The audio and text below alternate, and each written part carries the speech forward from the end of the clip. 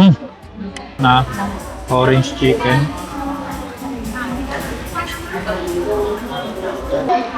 At napakanin nga siya guys. Gutom siya guys. Hello guys. Hello guys. Dito kami ngayon sa Panda Express. Panda Express. Ito sa SM Mall of Asia.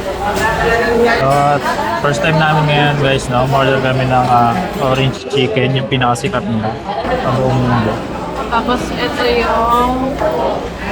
Which yung namin, yung pinili namin kanina hindi available. So, ito na lang, pinili na lang namin yung mukhang masarap at mukhang kinukuha ng mga tao. Which is ito yung Mongolian pork. Mongolian pork. Tapos itong isa yung fish eggplant tofu. Dapat broccoli na kaso hindi available. So, ayun ang pancit, fried rice. Tapos yun yung laman nila. So, ang system dito is pipili kayo ng meal nyo, kung bowl or plate, no? Pag bowl, isang ulam, isang side. Yung side, pipili ka kung pancit o kanin or fried rice. Tapos yun naman yung plate, dalawang ulam. So on so forth, kamahal na kamahal, parami yung ulam. Kaya na, bumili pala kami ng isang Mango sago. Tapos may tatlong libre. At may libre siyang tatlong portion ko. Mamaya buksan natin. Kain na. Buksan natin yan. Kaya natin ang swerte tayo.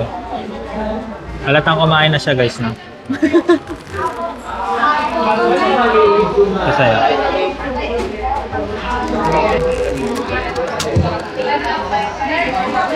Umipag.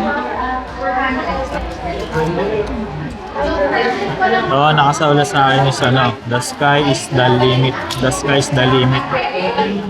Ako naman nakasulat, you display the wonderful traits of genuineness and courteousness. Parang parang masyadong generalize. Kumbaga, parang yung candy na parang hindi siya magkakamali, kumbaga.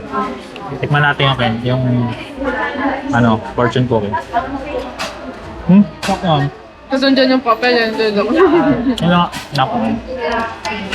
Nasa siya yung sa mga baso nilalagyan ng puting powder.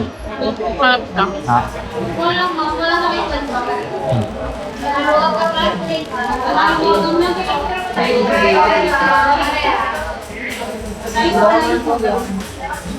Game, tikman na natin yung pinakasikat na orange chicken. Oo nga pala guys, bali 199 each. Isang ulam, isang side. Ako naman, tikman.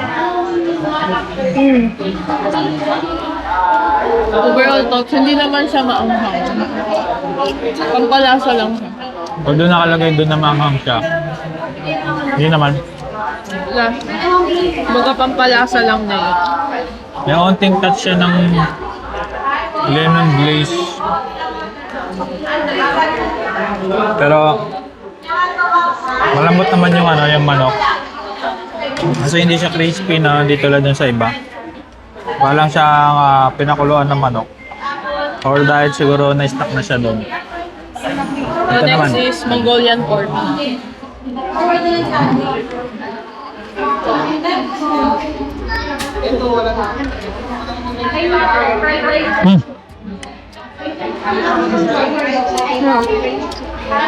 gusto ko ito masarap siya.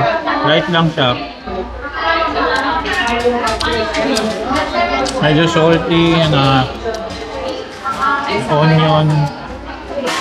Sarap. Mas gusto ko ito. Ang tawag yan? Mongolian pork. Mongolian pork, no?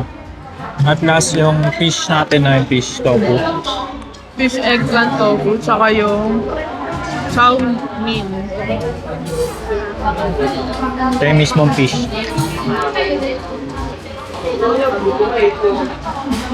Sabay natin chow mein. Pansit. Hmm. Walang reklamo guys, masarap yung pansit niya. Parang lutong bahay lang pero masarap. Tapos ito naman yung fish. Medyo ano siya, medyo smoky. Masarap din. Sarap. Medyo ano rin siya, parang lemon glaze din. Kasi itong pinaka ano nila, yung pinaka side nila is yung fried rice.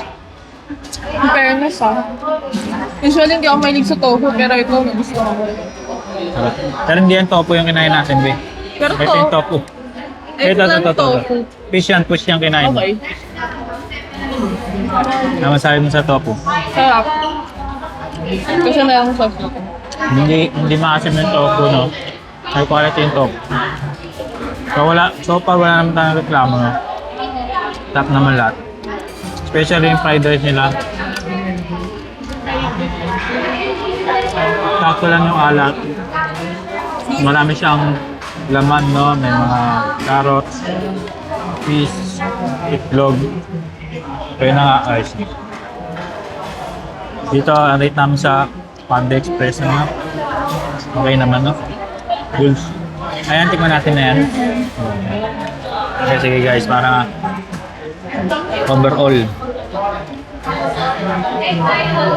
Sabay tayo.